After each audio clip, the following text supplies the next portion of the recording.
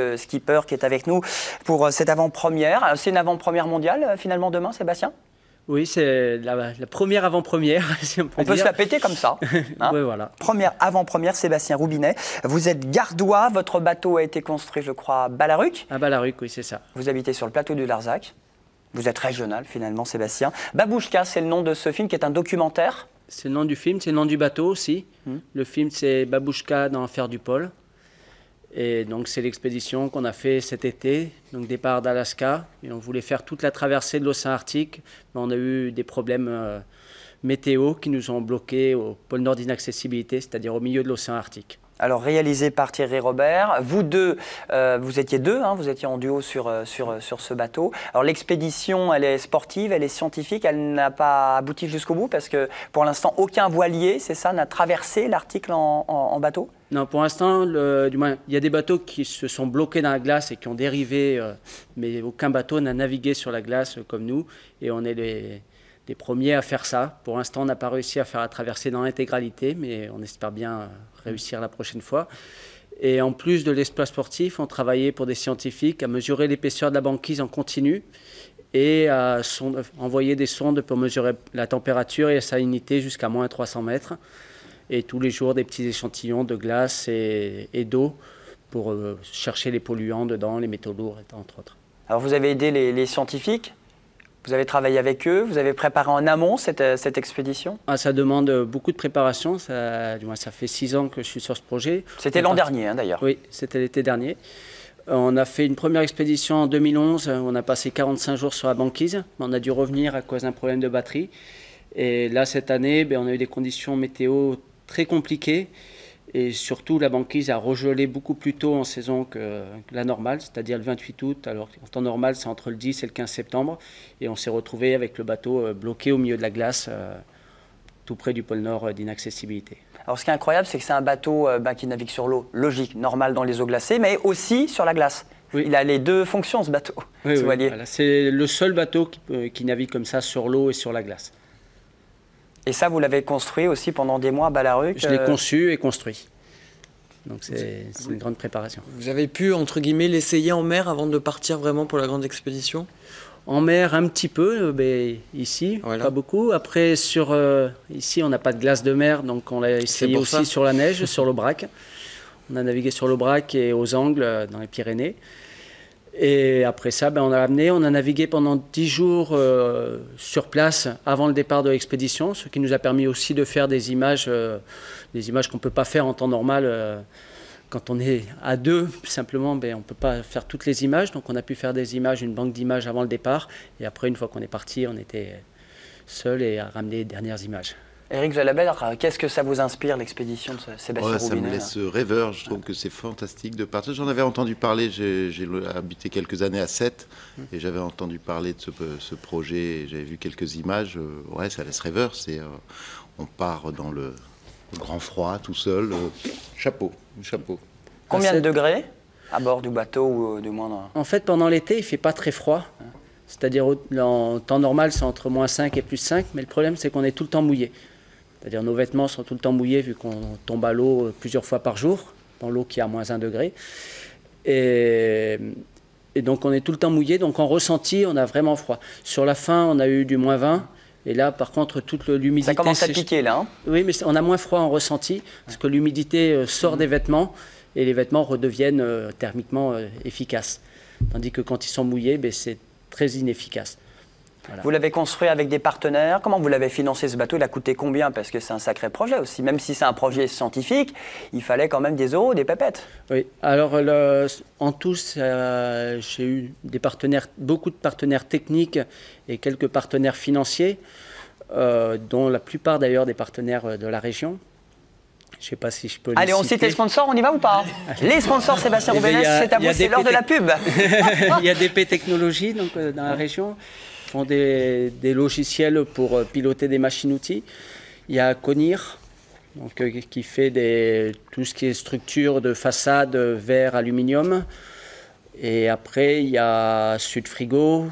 Et il y a d'autres partenaires techniques comme Exis qui ont fait les couleurs du bateau. Et Clipper Voile, qui m'a fait les voiles, qui nous a permis de propulser le bateau. Voilà, alors, le but, c'est de... Vous avez région. travaillé avec les scientifiques, vous l'avez dit. Est-ce que vous avez donné tous ces résultats à ces spécialistes? Oui, bien sûr. Au retour, on a ramené tous les résultats. On n'a pas pu ramener le bateau, mais on a pu ramener quand même tout le... C'est déjà pas mal. Il est où ce bateau, alors, finalement? Le bateau, il est en Russie. D'accord. En fait, on s'est fait récupérer par un brise-glace, vu qu'on ne pouvait plus rentrer par nous-mêmes. Et le brise-glace nous a ramenés jusqu'en Russie. On n'a pas pu ramener le bateau. Voilà. Et tout ça, vous le racontez au travers de ce film documentaire qui sera projeté demain à Pierre-Vive, à Montpellier. C'est à 18h que je dis pas de bêtises, à l'amphithéâtre. Et puis Thalassa, le 7 mars, le sur 7 mars, France 3. oui, c'est ça. Et vous allez repartir ou pas finalement? Parce que l'échec, vous étiez pratiquement au but, non? Mais ça donne envie de dire, allez, on y retourne. Oui, là, je cherche des partenaires. Voilà, c'est parti. Sponsor? Voilà. Je cherche les partenaires. J'avais pour cette expédition me suivent, mais j'avais un budget vraiment limite. Et là, j'en cherche d'autres pour pouvoir repartir en 2016. Et entre-temps, je vais aller passer une année au Groenland. Eh bien, ça pourrait intéresser les Mr. Freeze, tout ça. Merci beaucoup. Petit sponsor, tiens, on l'a trouvé. Merci Sébastien Roubénet d'être venu sur ce plateau. À demain pour l'avant-première, parce que vous serez aussi là, peut-être. Il y aura une discussion, une rencontre à l'issue de la projection. C'est le but aussi.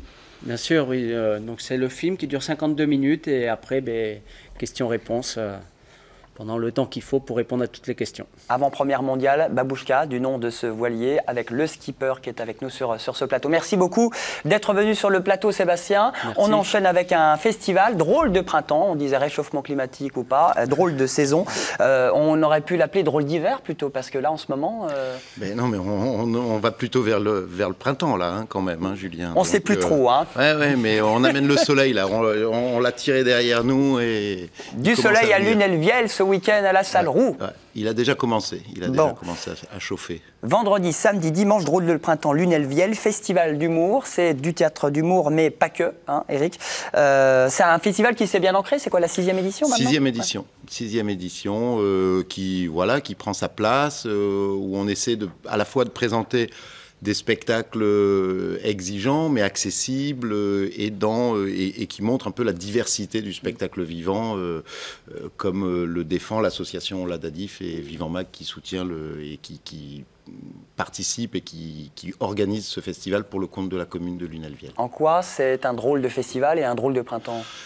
Alors, drôle de printemps, c'est la saison, il fallait trouver un titre, ça fonctionne assez bien. Et là, c'est un drôle de printemps parce qu'il est un peu en avance à cause des élections, puisque l'idée, c'est aussi de montrer le spectacle vivant ailleurs que dans les cathédrales de la culture. Donc là, c'est une salle des fêtes, une salle polyvalente qui sert aussi de bureau de vote. Et le printemps, il fallait le faire avant les 23 mars. Voilà, on l'a fait un peu avant, ça c'est le... Ça aurait été compliqué sinon. Vous votez, vous venez jouer, ça va être tendu. Donc c'est bien de le faire ce week-end. Oui, mais après on a fait des spectacles un peu tendus sur les élections. Là, on a pris un peu de distance avec tout ça quand même. On prend avec légèreté. Bon, 3 spectacles, Eric, dans des registres très variés. Mais déjà, ça commence avec 2 spectacles scolaires demain vendredi? Tout à fait. L'idée, c'est de défendre aussi le spectacle vivant pour les plus jeunes, pour les enfants des écoles de la communauté de communes du pays de Lunel qui participent au financement du festival, justement. Et comme on a réinstallé une salle avec l'aide du Conseil général, je cite mes sponsors aussi, enfin les sponsors du festival. C'est bien, vous êtes sur la même ligne, parce que c'est le Conseil général. Et du coup, qui nous prête du matériel, on installe une vraie salle de spectacle. C'était dommage de ne pas en faire profiter les enfants, tout simplement. Et depuis 3 ans maintenant, on propose 2 séances scolaires qui sont archi-combles. Avec 400 enfants, 460 enfants même, je crois. 2 séances de 230 enfants. C'est tip-top juste avant les vacances, c'est très bien. Impromptu avec eux, mais impromptu avec leurs parents et les plus grands le soir même. Voilà, c'est aussi ça la particularité, c'est que c'est un spectacle là vendredi qui est à la fois en scolaire, mais c'est du clown tout public. Donc c'est un spectacle tendre, c'est de la poésie, c'est drôle, forcément. Et du coup, c'est le challenge que l'on a choisi, c'est de le proposer à la fois en scolaire et que les parents, les adultes puissent venir le soir en famille ou même tout seul, parce que vraiment c'est plein de poésie, c'est l'histoire d'une rencontre tout simplement. Surf Zone is back, bien ce sera le lendemain le samedi, c'est un one man? C'est un solo théâtral one man bruité. comme on va peut-être le voir s'il y a des images. Eh oui, mais- on les a, les images. Bravo à Bah, Sophie Carloni fort. qui fait bien son travail. Elle aura son salaire, on regarde. Octobre 1993. 6h35. Quelque part au bord d'un lac dans la campagne londonienne.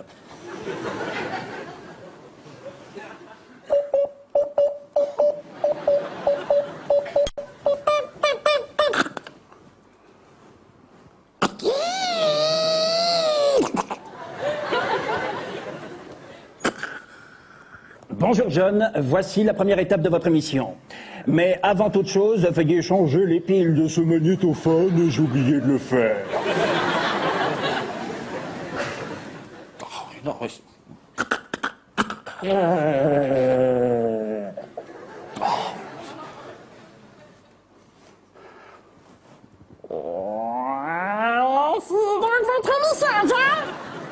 Vous devez pêcher un poisson électronique qui se trouve dans le lac et qui vous délivrera la suite de l'émission. Bonne chance, John! C'est fou ce qu'on peut faire avec sa bouche. Hein. Ouais, là c'est assez impressionnant et donc après ça l'emmène, là c'est une référence à Mission Impossible et ça l'emmène à travers tout un tas de territoires. Il va en forêt amazonienne, dans l'espace et il a un côté très décalé quoi, qui fonctionne vraiment là pour le coup aussi en tout public, en famille, les enfants peuvent venir. Familial, visuel, sonore, c'est le 1er mars, c'est donc samedi 21h, salle Roux pour Sort Jaune, Is Back. Et puis le lendemain, dimanche, on sera le 2, ça passe vite, à 19h pour en finir une bonne fois avec... 18h 18h, ouais. 18h. Il n'y a pas de changement d'heure. Hein, Bah non, je sais pas. Non, non c'est ça. Hein. Parce que chaque année, c'est la question. Donc là, non, il n'y a pas de changement d'heure, c'est 18h. Pour en finir une bonne fois avec une bonne fois pour toutes avec la culture. Hein. Et donc, c'est des textes de Woody Allen. Donc là, on est dans un autre registre, davantage pour les adultes, mais à partir de 10-12 ans, ça fonctionne bien. Et c'est extrait d'un recueil de nouvelles de Woody Allen. Donc ça parle de tout l'univers de Woody Allen. Et à la salle Roux, c'est 8 € le 8 spectacle. €, tarif unique 8 €. Tarif unique 8 € pour tout le monde. Donc on a essayé de faire en sorte que ce soit accessible. Mais en même temps, je pense que c'est important que les gens participent, que ce ne soit pas gratuit. Ça fait partie des choix qui ont été pris avec la municipalité. Voilà, que les gens sachent que la culture a un prix à l'heure des débats sur l'intermittence et tout ça. On ne va pas se lancer là-dedans, les subventions, je vous rassure. ou pas. Mais voilà, c'est important, ça contribue à la richesse et à la diversité de la culture et du spectacle vivant. Drôle de printemps à Lunel, 6e édition, vendredi, samedi, dimanche, à la salle Roux. Un tout petit mot rapidos en 10 secondes sur votre brochure. Oui, Lunel-Viel. J'ai dit Lunel. Ah, j'ai dit Lunel. Lunel-Viel. C'est juste à côté de Lunel, mais c'est Lunel-Viel. Alors, juste, effectivement, un petit mot, merci Julien, c'est l'association qui m'emploie et qui s'appelle l'ADADIF, l'association d'aide à la diffusion interrégionale du spectacle vivant, un catalogue, un site, Vivant Mag, pour aider justement les communes à découvrir des spectacles et à compléter leur programmation tout au long de l'année. Merci beaucoup Eric d'être venu sur ce plateau. Merci. Vive Lunel-Viel, on les appelle comment les Lunel? Ah, j'ai pas révisé là. Les Lunel-Villois. Les Lunel-Villois, bien sûr. Évidemment, Bah, bien Lunel-Villois. Spielberg du web, je l'ai bien aimé. J'ai regardé. Zita, c'est ton prénom? Oui. Donc Zita, la gastro. Hein, Non, Ça y est. Eh bien on y va, c'est Super. parti. Bon, le Tu Spielberg. veux y aller maintenant ou pas? non, ça va, ça va. Non, mais j'ai mal au ventre, ça va. On est la région la plus touchée en France, donc au moins c'est t'es dans bien. la Voilà, moi- comme quoi, je suis t'es comme dans la tout le monde. norme. En parlant de la région d'ailleurs, c'est vrai qu'ils vous sucrent 50 millions d'euros? Ou 50 millions? Ça fait un peu beaucoup, non? 50 000 euros? J'ai plus les chiffres, moi j'en sais pas. C'est pas cool de la part de la région, moi je trouve, parce que vous vous démerdez bien depuis plusieurs années. Et c'est toi qui m'as dit de dire tout ça avant. Oh non, c'est pas vrai. Qu'est-ce qu'il me fait? Alors, parlons du film. Non, je déconne. Non, je déconne, c'est pas vrai. Bon, on salue Christian Mais Bourquin par tout de contre, même. oui, on le salue. Et c'est quand les prochaines élections? L'année prochaine. Bon, pendant un an encore, faut. Il faut. Il faut quoi. Alors, il faut aller voir le film. Il faut aller voir le N'importe qui. film. Il faut aller voir le film. Tout s'est bien passé au Grand Journal hier? D'ailleurs, en parlant de la région, ils m'ont pas donné d'argent non plus. Hein. Ah, ils t'ont pas donné de sous. Bon, mais ça a quand même été tourné ici. Ben oui, parce que c'est Avec- dans mon cœur la région.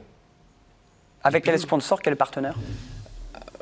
Je sais pas. Qui t'a donné des sous finalement? Je sais pas. C'est pas Danny Boone en tout cas parce que lui il partage rien. La société de Non, production. Wild Bunch, c'est pas. Putain, Zita, t'as la gastro, tu dis n'importe quoi. Non, Wild Bunch, c'est le distributeur. Et Why Not Production, c'est le. Putain, je suis fatigué. Tu veux pas passer aux autres, là? C'est un super film. On va regarder au moins la bande-annonce. Allez, on fait la bande-annonce. On regarde la bande-annonce. Comme ça, je peux Sorti vous le 5, mercredi, et avant-première. Ça, c'est important. Mondial. Mondial, avec 2000 personnes attendues au CGR de Latte. Tu vois, on l'a pas fait au Gaumont machin, parce que je trouvais que ça faisait un petit peu trop show business.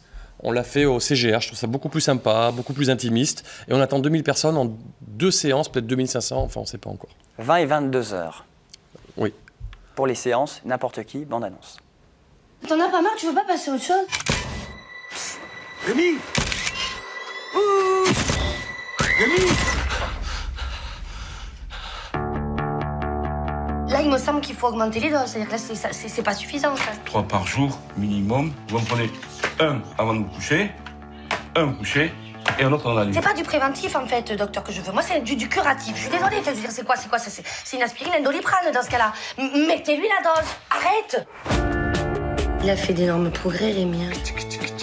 Il y a mon père qui a appelé, il m'a dit qu'il est très content. Il est super fier de toi. Il paraît que tu t'en sors très, très bien. Allez, à ta rémission, Rémi.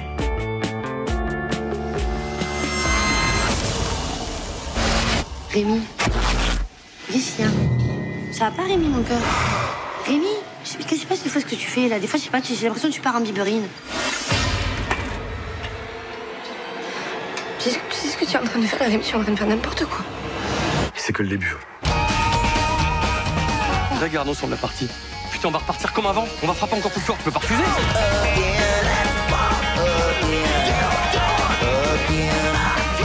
Je peux pas t'empêcher de foutre le bordel. Évidemment, au niveau accessoire, j'ai tout ce qui se fait. Hein. Langue de belle-mère, pouce à péter, boule puante, pistolet à eau, pétard et tout ça. Tout. C'est en faisant n'importe quoi!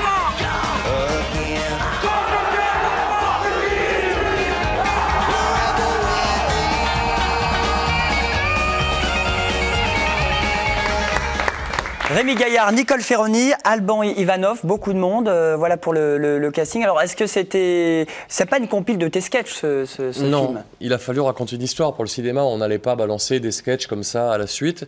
Donc j'ai dû un peu faire l'acteur. Je suis pas très fort. Alors, il paraît que c'était dur, les textes, le scénario. Non, c'était dur. Mais par contre, comme je suis pas très bon acteur, mais par contre, je suis assez fier de mes conneries qui sont inédites et qui sont à la fin du film. Mais c'est pour ça, en fait, je le dis à tout le monde, vous pouvez venir au bout d'une heure. Au lieu de venir à 8h lundi ou d'aller au cinéma aux séances, vous pouvez arriver toujours 1 heure après. Venez à 23h et 21h. Moi, je m'en fous. Voilà. Dès que tu payes le ticket, genre, ah, bon, C'est l'histoire d'un mec qui arrête de faire n'importe quoi pour devenir quelqu'un. Ouais. C'est le synopsis déjà un petit peu de ton film. Ouais, en fait, c'est presque une histoire. Tu veux parler? Mais de là-bas, regarde là-bas. Attends, j'ai pas envie d'avoir la gastro. J'allais dire exactement la même chose. Est-ce que c'est vraiment, ça vient d'une histoire vraie au moment où on t'a dit Rémi, arrête tes conneries? Franchement, t'as plus de 12 ans. Non, mais c'est vrai, c'est une histoire presque vraie, ça m'est arrivé dans la vraie vie. Et Nicole, qui est une petite protégée de Ruquier, on l'a vu dans On ne demande qu'à en rire, joue le rôle de Sandra, mon ex, qui en avait marre que je fasse des conneries, que j'aille dans les rues, que je me déguise en lapin. Alors, parce que tu vois, j'ai quand même passé la trentaine, c'est un peu dur quand même. Je me pose des questions tous les jours. Tu vois, je me déguise en Pac-Man et tout, c'est pas tout le monde. Et donc, effectivement, je me suis posé la question à l'époque. Et je suis allé rechercher mes vrais potes aussi. Ils jouent c'est mes vrais potes qu'il y a dans le film. Hein. Alban Ivanov joue un vrai caméraman, etc. Donc, il y a une part de vérité dans tout ça.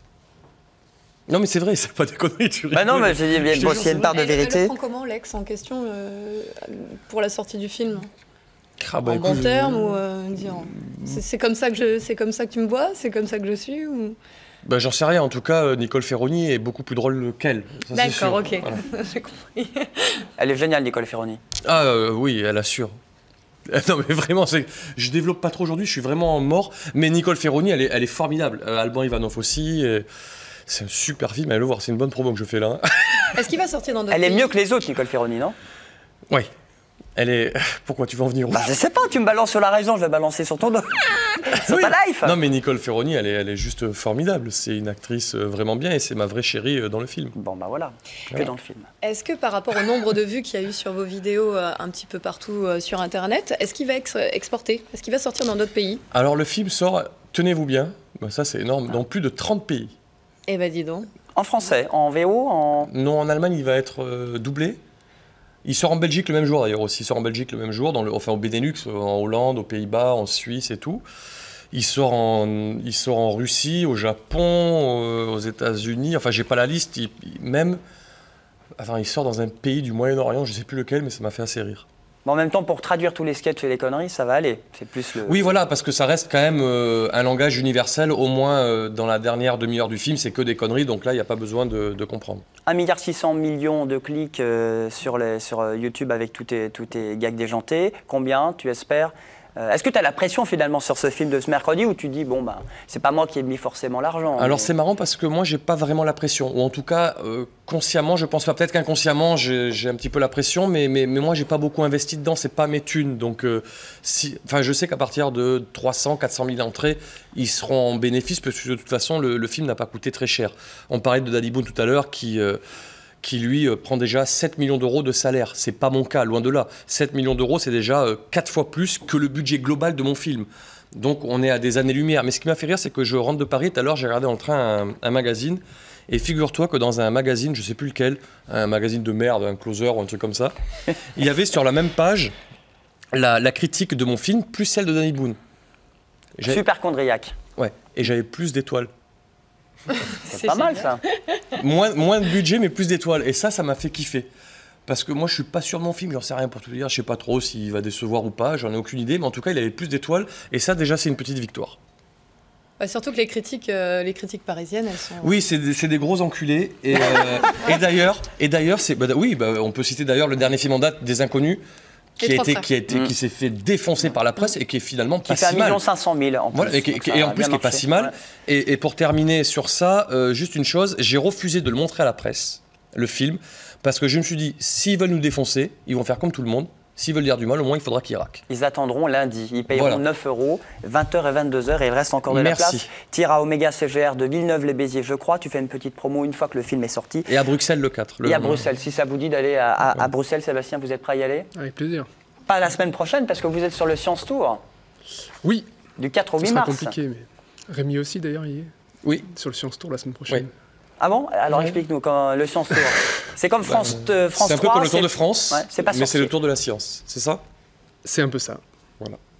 Avec C'est pas sorcier qui est partenaire, France 3, France Télé. Un partenariat avec l'émission C'est pas sorcier, bien connue. Alors les petits débrouillards, c'est un réseau national, mais vous avez une entête régionale et vous êtes le représentant. Tout à fait. Enfin, je représente ce soir les petits débrouillards, qui sont donc une association d'éducation populaire par les sciences. Voilà, donc réseau national avec 19 associations en France, des associations aussi par-delà le monde, au Maroc, en Belgique, etc. Et au Québec, puisque le réseau des petits débrouillards, à la base, c'est un réseau québécois. Enfin, ça vient du Québec, comme beaucoup de bonnes idées. Et là, vous conduisez le bus? C'est vous qui conduisez le bus? Non. C'est un bus dans chaque village à chaque fois. Hein. Alors, il y a 12 minibus, puisque du coup, on n'a pas pris le gros bus de Fred et Jamy. On a pris des bus un peu plus petits. Je ne sais pas si on voit des images. Voilà. 12 minibus qui sont dans 12 régions de France et qui vont à la rencontre des publics. L'idée étant de démultiplier les lieux de pratique des sciences. Que ce ne soit pas juste à la Cité des Sciences et au Palais de la Découverte à Paris, mais que ce soit en bas de chez vous, sur la place du village de Bessan, de Montagnac, de Port-Tiragne, la semaine prochaine de Agde. Et voilà, le thème, c'est la géologie. Le thème la semaine prochaine, c'est la géologie. Après, on fait plein d'autres thèmes. Parce que c'est volcanique un peu ce secteur du voilà, c'est un patrimoine géologique autour du volcanisme qui est très important. Et donc, on va pouvoir aborder ces questions-là, en sachant qu'il y a deux slogans qui sont bien connus des Français. C'est pas nécessaire d'être... Non, c'est quoi? C'est pour être n'importe qui. C'est en faisant n'importe quoi. C'est en faisant n'importe quoi qu'on devient n'importe qui. Et c'est pas nécessaire d'être triste pour être sérieux. Ça, c'est le slogan. Ça, c'est votre leitmotiv du Science Tour. Ah, c'est chouette.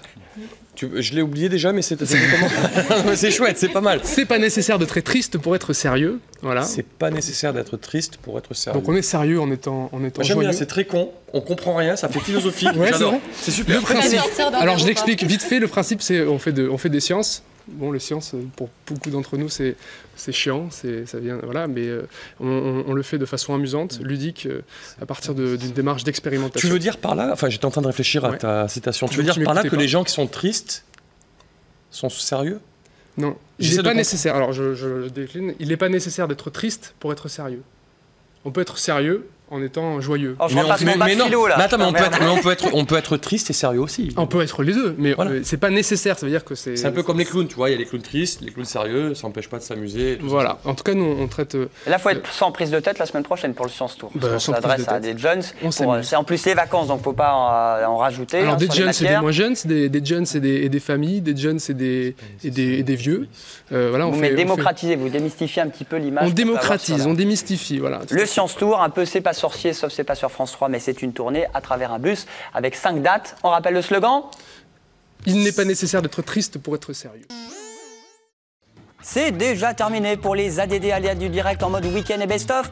Oh, mais on revient la semaine prochaine à 19h45 et 21h15 sur TV Sud Montpellier et chaque vendredi sur TV Sud Nîmes. Excellente soirée, très bon week-end. Bis à vous. À lundi, bye bye. Oh, mais on revient la semaine prochaine. Du lundi au vendredi à 19h15 et 21h. Oh non, merde! FDO Construction Méditerranée vous a présenté les aléas du direct. Avec FDO, ensemble, bâtissons l'avenir.